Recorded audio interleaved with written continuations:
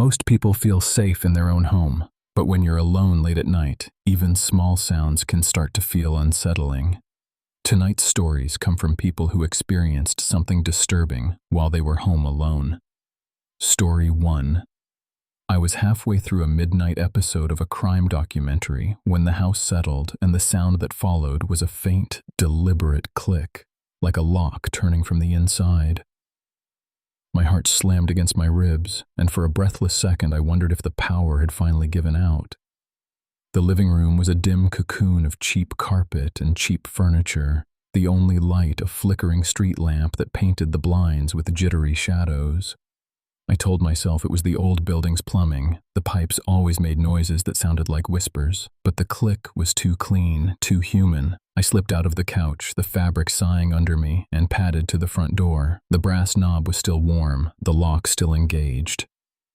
I pressed my ear to the wood, trying to catch any other movement, nothing but the distant hum of the traffic on Maple Street. I turned around, the TV's blue glow casting eerie shapes on the walls, and caught a glimpse of the hallway mirror. There, reflected in the glass, a motion I hadn't noticed from behind my back. A faint silhouette leaned against the doorway, its outline barely visible in the weak light. I froze. The figure didn't move. It simply watched, its head tilted as if listening for the sound of my breath. My throat tightened. I forced a laugh that sounded more like a choke. "Who's there?" My voice cracked, swallowed by the house's stale air. No answer, only the soft, steady tick of the hallway clock.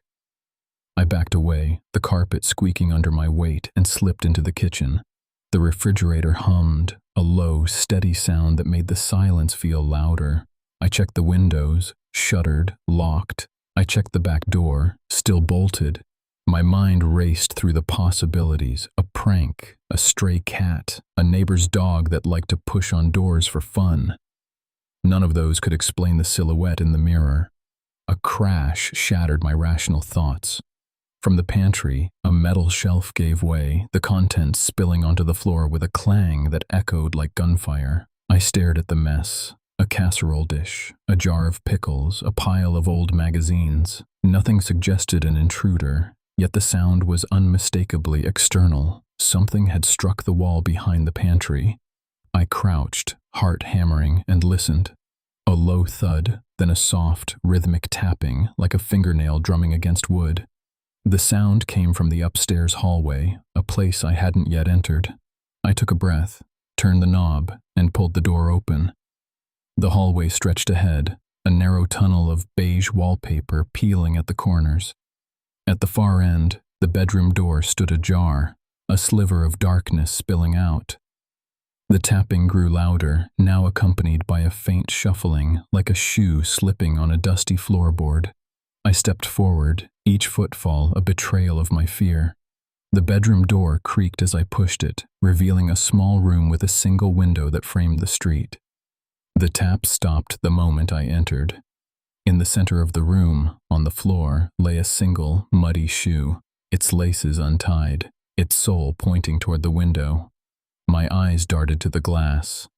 Outside, the street lamp illuminated a figure standing on the sidewalk, half in shadow, half in harsh orange light. He was a man in a hoodie, his face obscured, his shoulders hunched as if he were trying to make himself smaller. He stared directly at the window, his gaze fixed on me. He raised a gloved hand and, without warning, pressed it against the glass. The contact left a faint, white smudge, like a fingerprint, but smeared by the condensation inside the window. I could see the breath forming on his lips, the way his shoulders rose and fell. I wanted to scream, to run, to slam the door shut and lock it again, to call 911. My phone lay on the kitchen counter, dead battery, the red warning light blinking in mockery. The only thing I could do was stay still, breathing shallowly, listening to my own pulse thundering louder than any sound in the house. He knocked. Once, twice, softly, a hesitant rhythm that seemed almost polite. The sound reverberated through the thin glass and into the room. A second later, the street lamp flickered, casting a strobe of shadows across his face. I caught a glimpse of pale skin, a scar running down his cheek, and the cold, calculating eyes that never blinked. The door behind me slammed shut on its own, the wind that had been creeping through the cracked window now roaring, making the curtains billow like a funeral shroud. The house groaned, the foundation creaking as if it too were straining under an unseen weight. I backed away, tripping over the shoe, and slammed the bedroom door shut, pulling the deadbolt with a force that echoed through the hallway. I pressed my back against the wood, the metal bolt biting into my palm. Outside, the knocking continued, now relentless, as if the man were trying to force his way in through the very walls. There was no supernatural element to this. It was a man, a predator, using the darkness of night and the false safety of an empty house to make me a prey he could stalk, watch, and ultimately breach. The only thing keeping me alive was the thin veil of wood between us, and the knowledge that any moment I hesitated, the knock would become a hammer, the tap a kick, and I would become another story whispered at the corner of a neighborhood. Another terrifying Home Alone horror. Story 2. The light that never turned on. I was supposed to be home alone for the first night of my new lease. A modest 2-bedroom duplex on Elm Street. The kind of place that smells of fresh paint and old drywall. The landlord handed me the keys, warned me about the neighbor's cat, and left without a second glance. I liked the idea of my own space, the quiet hum of the refrigerator, the way the hallway lamp threw a thin pool of amber on the stairs. I turned the lock, set the alarm, and slipped into my favorite armchair with a novel that promised escape. 3 minutes later, the power flickered. The hallway light dimmed, then steadied. I glanced at the fuse box. Nothing out of the ordinary. A sudden, soft thump sounded above the kitchen ceiling, like a dropped grocery bag. My heart thudded in sync. I told myself it was the building settling, the old pipes expanding, the wind that rattled the loose siding.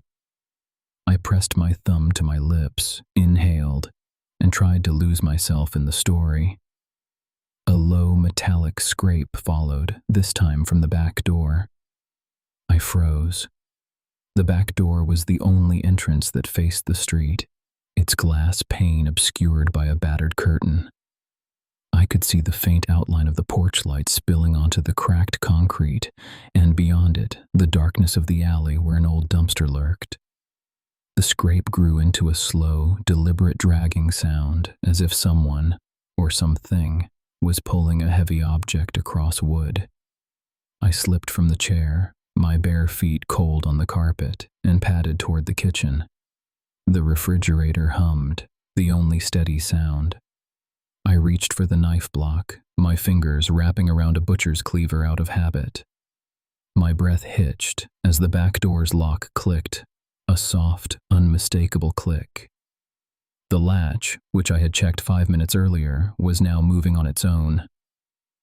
I turned, half expecting the door to swing wide, but the curtain swayed in a breeze that shouldn't have existed.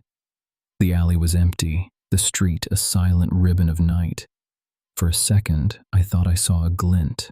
Metal, perhaps a key, caught in the doorway's frame. The glint vanished as quickly as it appeared, swallowed by the darkness. A muffled thud rose from the living room, like a footfall on the wooden floorboards. I held the cleaver tighter, every muscle tensed. My eyes darted to the hallway lamp. Its bulb sputtered, then steadied again. The sound grew louder, a soft, rhythmic tapping, almost like fingertips on a window pane. I moved toward the living room, each step deliberate. The tapping intensified, now coming from the wall opposite the sofa. I pressed my ear to the plaster. There was a faint, breathy hiss, the sound of air moving through a narrow gap. I realized it was the vent, an old, low-ceiling vent that ran the length of the house, its grates rusted and barely secured. I pulled a thin piece of metal from the vent and peered through. The shaft opened onto a cramped crawl space beneath the floorboards. The dim light from the hallway seeped in, revealing a narrow gap between the vent cover and the wall.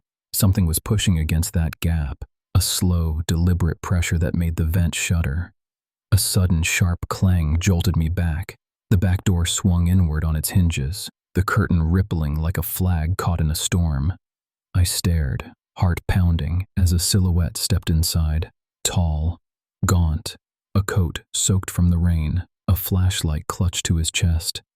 He paused, his head cocked, as if listening to something only he could hear.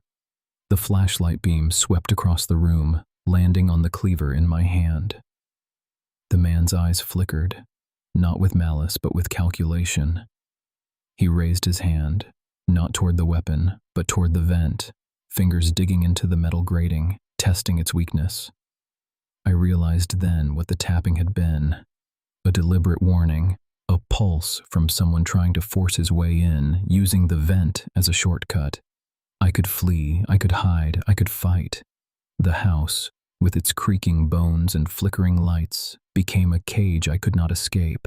He heard the front door click, the alarm's soft whine, and turned his gaze toward the hallway. A thin strip of darkness slid across the floor, and I saw, for the first time, the faint silhouette of another figure watching from the porch. Just a pair of eyes reflected in the glass, unblinking, patient.